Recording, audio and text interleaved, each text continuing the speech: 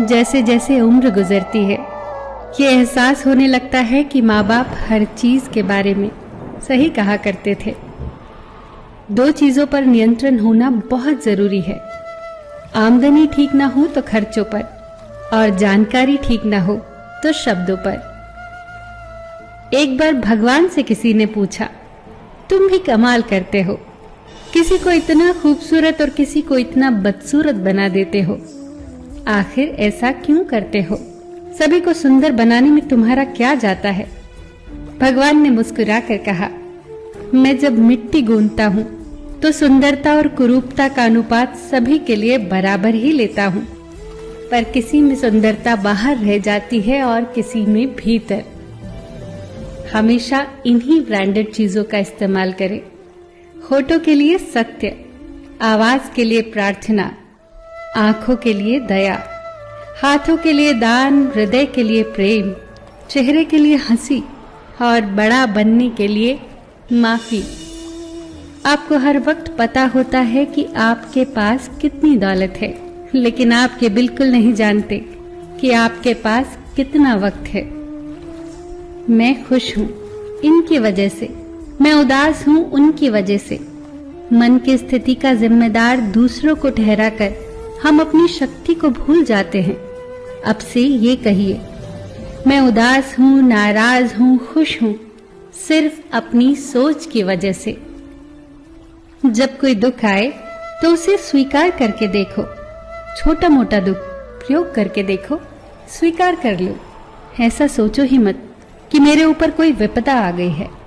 ऐसा सोचो ही मत कि परमात्मा मेरे साथ अन्याय कर रहा है। शिकायत लाओ ही मत, गिला शिकवा लाओ ही मत। इतना ही जानो कि मैंने कुछ दुख बोए होंगे, इसीलिए फल काट रहा हूँ। गांव में नीम के पेड़ कम हो रहे हैं और घरों में कड़वाहट बढ़ती जा रही है। जुबान में मिठास कम हो रही है और शरीर में शुगर बढ़ती जा रही है।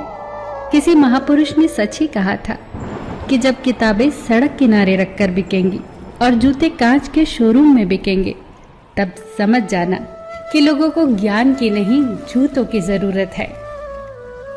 भगवान श्री कृष्ण कहते हैं कि कोई भी व्यक्ति आपके पास 3 ही परिस्थितियों में आता है, भाव से, अभाव से या फिर प्रभाव से। यदि वो भाव में आया है तो उसे प्रेम दीजिए, अभाव में आया है तो उसकी मदद करिए, और यदि प्रभाव में आया है तो प्रसन्न हो जाइए कि परमात्मा ने आपको इतनी क्षमता दी है। ये जिंदगी है जनाब, कई रंग दिखाएगी, कभी रुलाएगी तो कभी हंसाएगी। जो खामोशी से सह गया वो निखर जाएगा, जो भावनाओं में बह गया वो बिखर जाएगा। यदि पेड़ में उसकी क्षमता से अधिक फल लग जाए तो उसकी डालियां टूटना शुरू हो जाती हैं, और इंसान को औकात से ज्यादा मिल जाए तो वो भी रिश्तों को तोड़ना शुरू कर देता है। नतीजा, आहिस्ता आहिस्ता पेड़ फल से वंचित हो जाता है और इंसान रिश्तों से। ध्यान से सोचना इस बात को। पैसे हैं तो रिश्ते कम हैं, रिश्ते हैं तो पैसे कम हैं, दोनों हैं तो सेहत कम है, तीनों हैं तो जीवन कम है। कहीं कुछ है तो कहीं कुछ कम है। सब कुछ मिलना बहुत कठिन है।